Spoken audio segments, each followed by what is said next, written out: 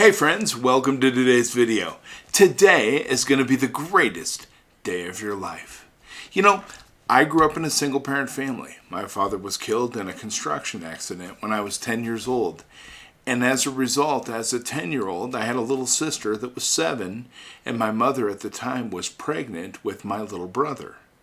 Now, she gave birth after a few months after my dad's funeral. And she continued to work because we couldn't afford for her not to. My mother didn't have a high-paying job at the time, and as a result, we struggled. We were on entitlement programs from the state, and we had a hard time. But one thing that was even harder was being a 10-year-old, having to step up and become the man of the house. That was the expectation. I'll never forget when, after my father passed, so many people would come up to me and say, well, you're the man of the house now. And as a 10-year-old, when adults say that to you over and over again, you tend to start to behave in a manner that's indicative of that thought. And my mother would call me on the phone and say things like, can you wash these clothes or can you change these sheets? After my little brother was born, I bet I changed more diapers than my mom did. She was working. I was the one at home that had to care for my brother and sister. I was forced to grow up much faster than an average 10-year-old would be expected to do in the perfect scenario, right? And that's why it's always been very important for me as an adult to be a father that's available, that's engaged with my children and helping to ensure that they're successful. My 11 and 14-year-old daughters take their education very seriously as homeschooled children. I've pushed them, but they're intelligent and they've progressed rapidly as well. My 14-year-old's been engaged in both high school and college for the last 2 years. She'll graduate this year from high school with college credits that she can apply towards her degree of choice. So she's been thrust into working at a very young age with adults and also with children who are much older than her because she's progressed at a more rapid rate. Now, I think in our society today, we have a lot of circumstances where children have to be the adult in the home. Whether it's parents who are busy with their careers or just aren't engaged or are self-engaged to the point where they're not parenting, and so kids just kind of have to do it themselves or figure it out. I was in that scenario when I was growing up. It wasn't that my mom didn't want to be engaged. She was somebody who trades time for money, and the more time she traded, the more money she made. That's what was important, was the financial aspect of ensuring we had a home, we had food, we had clothing. And she did a good job of ensuring that we always had that. But the one thing we didn't have in our home was a lot of parental guidance. And it wasn't through any fault of her own. It was just a matter of she was trying to raise 3 children as a single mom. And I'll tell you, 40 years ago, being a single woman trying to raise 3 children wasn't as easy as it is today. And today it's not easy at all. So you can imagine how difficult it actually was. So we're looking at this from 2 sides of the coin. One, where children, either because of the circumstance they're in, don't have parental involvement, so they're thrust into having to be adults at a much younger age or take on adult-like responsibilities at a much younger age, or you're an advanced person things have always just come kind of easy for you, so you've always worked with individuals older than you because that was where your mindset was. You're just advanced, that there's no problem with that. And growing up is something that we all go through. But for some, I believe it just happens far too quickly. Being thrust into adult situations and responsibilities at a young age can have a profound impact on one's development and behavior. And I know this firsthand, but if you're here, you likely do too, right? If you read the title of this video and you're watching it now, you're probably somebody who had to grow up too fast. But I'm going to tell you that growing up too fast can allow you to carry certain distinctive patterns of behavior into adulthood. And how do you identify what these behaviors are and whether or not they benefit you? Well, that's what I want to talk about today. This is something that's always interested me, and I've read a lot about it. Not only because I want to make sure I'm raising my children in an effective way, and in a way where I understand that they're going to come out of my home in the best way possible and with the best circumstance awaiting them because they're prepared. And I've also been interested in understanding myself better and why I am who I am today. And I think that a lot of who I am today has a lot to do with who I had to be at a very young age as a child. So there's a lot to unpack here. Let's get going. The first thing, folks who had to grow up too quickly as a young child, they're no strangers to responsibility, right? So let's talk about that. For those who had to grow up prematurely, responsibilities came early and didn't let go. These individuals often find themselves naturally taking charge in adult life, simply because they've been doing it for as long as they can remember. This isn't about being a control freak or being power hungry. I believe it's an ingrained sense of duty and a deep understanding of the consequences of our actions. We had to learn at a young age there were consequences to our actions, and as a young child that had to take on advanced responsibility, we became very aware of those consequences because they directly impacted us. We didn't have a parental buffer or some other type of a buffer to shield us from that type of honesty from life. And but I'll tell you what, people who had to go through that, they're often the ones who keep their calm when things go south. They faced adversity early on and have developed the resilience to deal with it.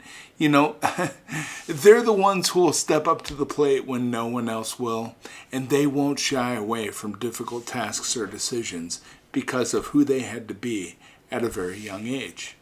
I believe that if you had to grow up quickly, you probably are somebody who has an old soul. And what do I mean by that? Well, an old soul refers to someone who's wise beyond their years, someone with a depth of understanding or an unusual sense of maturity. And we've all met young children like that, right? That just seem like they're little adults. But here's the thing. Those that had to grow up too fast often fit this description, not because of that aspect, but because they had to be that person.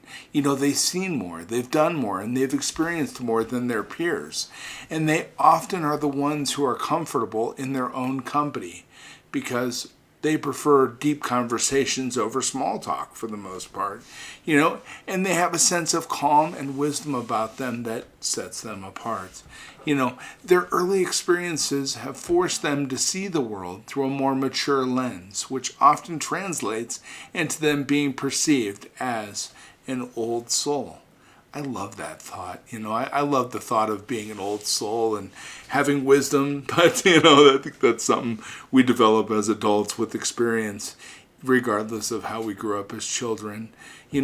Or you sometimes feel like an imposter. I think the imposter syndrome applies to those of us who had to grow up at a very young age. Because we display an uncanny maturity, there's an interesting paradox that emerges. Even though we might be highly competent and often outperform our peers, we can sometimes grapple with feelings of inadequacy or not being good enough. We may doubt our accomplishments and have a persistent internalized fear of being exposed. And why does that happen? When children are thrust into adult roles prematurely, they might develop the belief that they must always exceed expectations to be worthy. And this can lead to a constant pressure to perform and an inability to internalize success. So despite outward appearances of competence and confidence, internally, folks who were forced to grow up too early might feel like they're just pretending to be an adult. And I remember feeling that way when I was a young child. I had all these expectations of me. You're the man of the house. You've got to do this and that and take care of this. And your mom's counting on you. And so I always felt like I had to overachieve. I was always cleaning the house. And I did that because when my mother came home, I loved when she would tell me, hey, thanks for cleaning the home. And I would always do an extra good job, and go over it again and again because I love to have that appreciation from her. It was something that I constantly needed to have, was that that recognition, that, hey, you're doing a good job. You're doing the right thing. This is what you should be doing.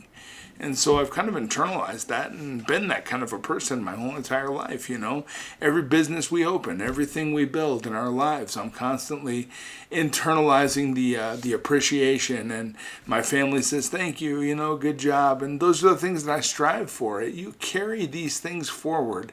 These are mental habits that we form at a young age that we carry forward into adulthood. And you may also, if you are forced to be an adult at a very young age, feel emotionally exhausted.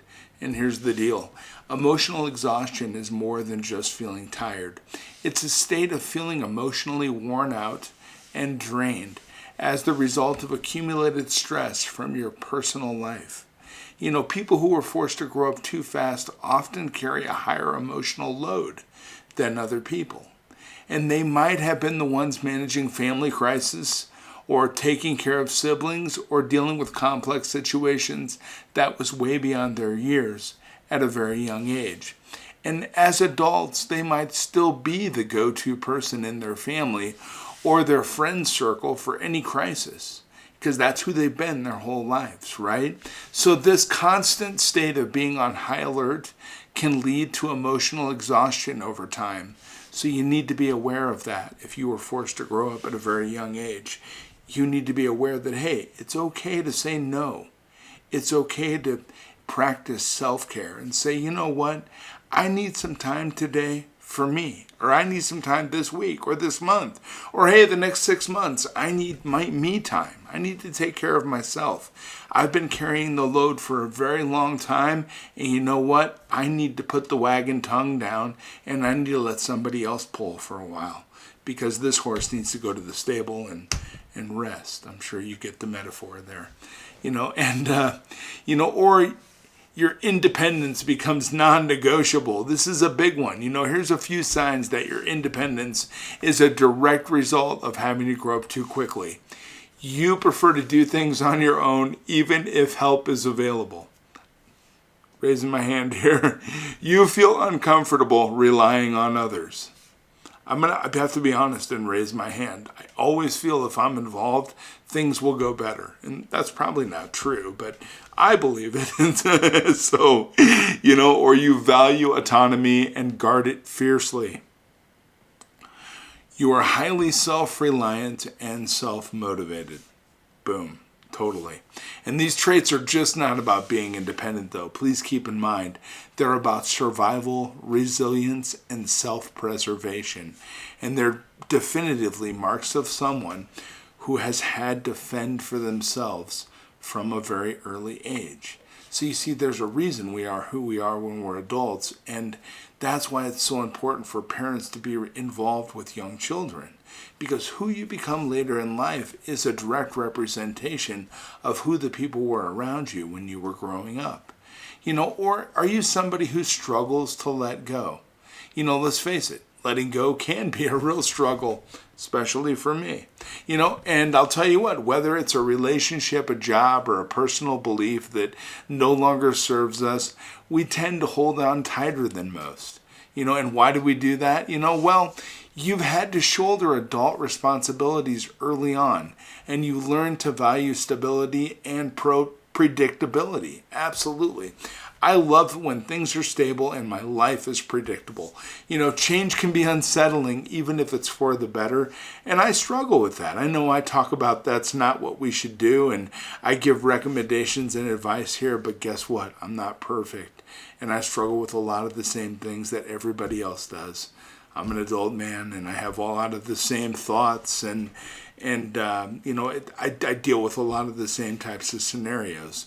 So, sometimes we fear letting go will lead to chaos or loss, and I know I do, but it's a feeling we're all too familiar with from our younger years when we had to take on an immense amount of responsibility that may have just been too much for who we were at that age. So if you find it hard to let go, even when your logical mind tells you it's the right thing to do, You are not alone. I'm with you.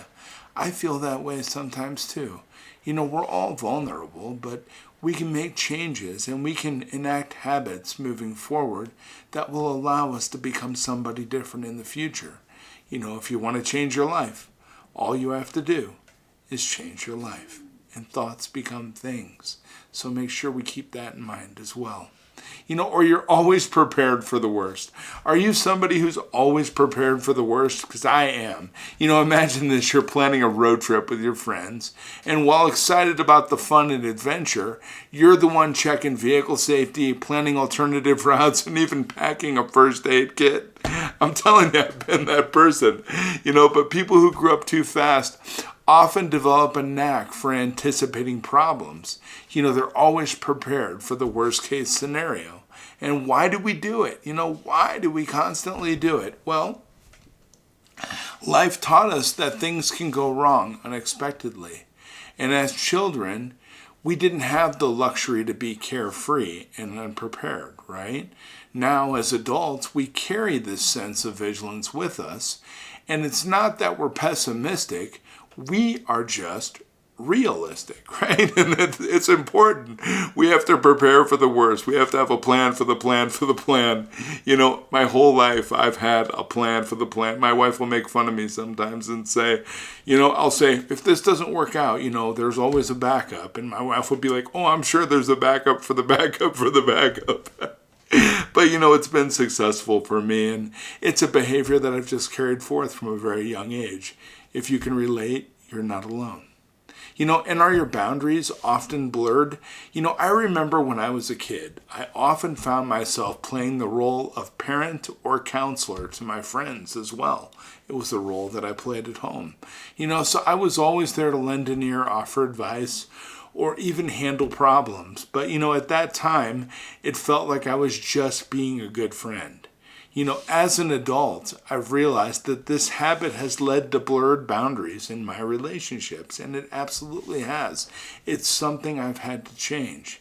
Because you see, when you're forced into an adult role prematurely, you might end up overextending yourself for others. You might struggle to say no, even at the cost of your own well-being.